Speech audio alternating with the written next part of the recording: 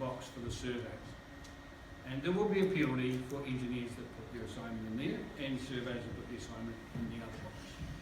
Right? Because that becomes a problem for me. I don't like problems. I like fishing. I like fishing too. Was that a hint to go with me in the boat?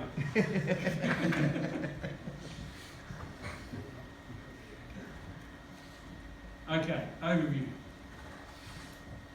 There's a few little hand sketches I've left in here. I could draw them up on AutoCAD, but they're the sort of things that site engineers tend to do. And they'll do these little sketches just so that when they're setting out the road or they're supervising, they know what's going on. So there's a bit of terminology coming up here, and please put your hand up and ask if there's something you don't quite understand. CL is common for centerline, and we do a centerline line type when we do a road cross section. It's also common to have a drain over here.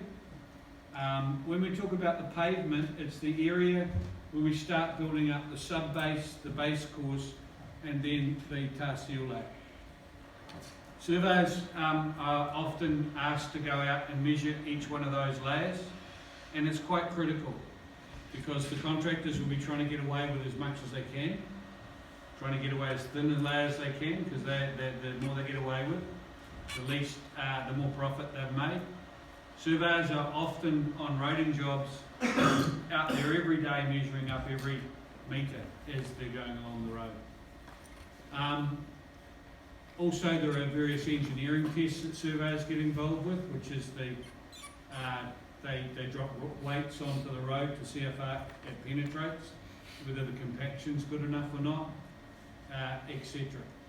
The other thing is the positioning of the road. It's very easy to end up making roads wider or smaller, and once again, surveyors on roading jobs are there the whole time, keeping an eye on all that sort of thing. So they need a very good background on these terminologies.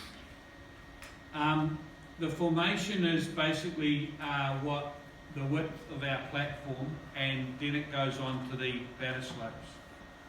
The pavement different. In our engineering project, we would assume the pavement won't be a road pavement, it will be a concrete slab, and we're going to do a building on top of that. So it's a little bit different, but in a roading project, it's called a pavement.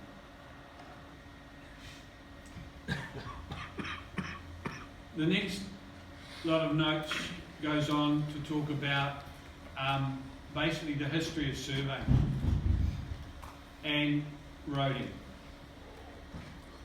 I won't bore you too much, so you're all capable of reading this. I have asked a few questions, multi-choice from this, but it should be noted that today we have programs like 12D, Civil 3D is a popular one too, MX Roads, which is the motorway design package, and they're all very capable of inputting surveys, and they're all very capable of doing exactly what you guys are doing on your roading jobs, on a roading job or a platform job.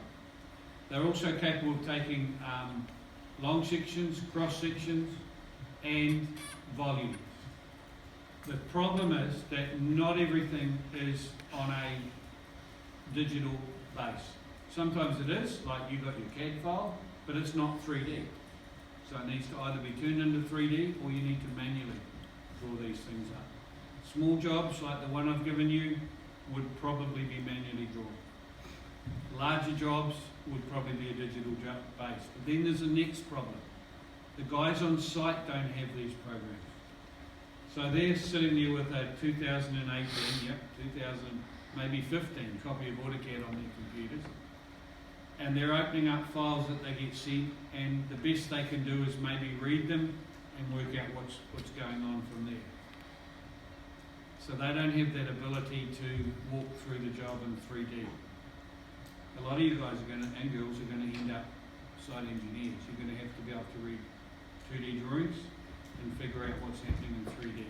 It's not easy, but it's something that you will be needing to do.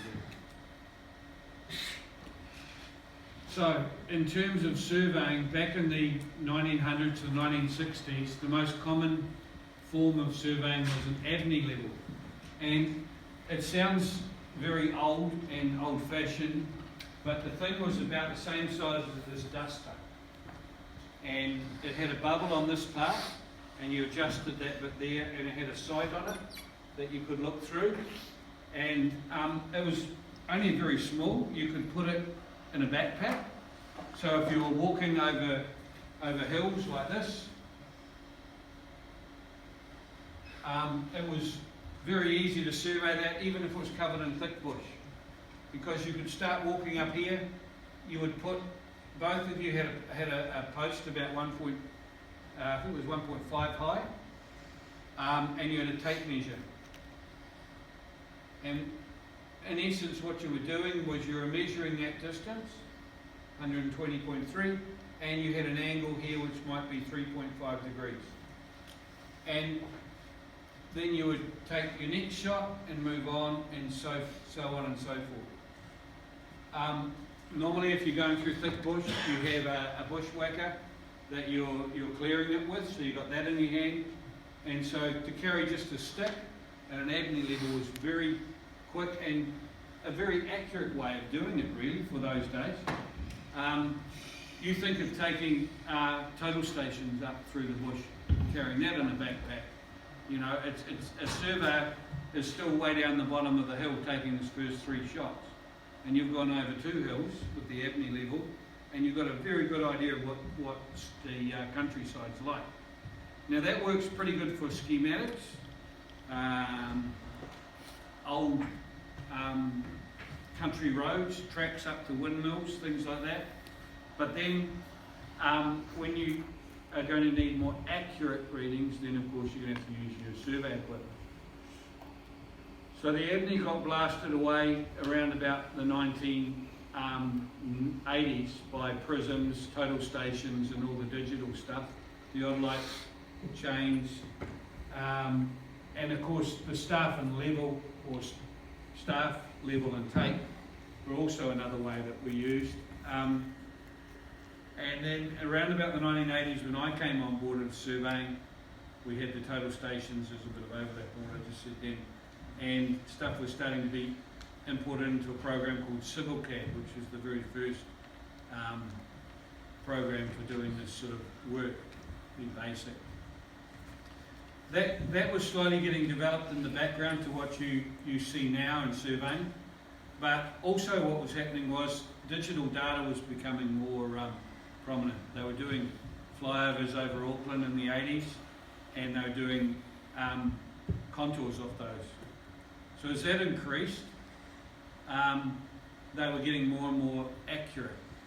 The problem was that the height of the trees. So if it was like a forest of pine trees, where they all grow the same length, it's very easy. You just take that off, and you've got the ground profile. But when it's kind of New Zealand native bush with different heights of trees and things, the accuracy disappeared if you were doing a job like, say, the motorway north of Auckland now, which they're extending. That was through some fairly dense bush up through that way as well. And then, of course,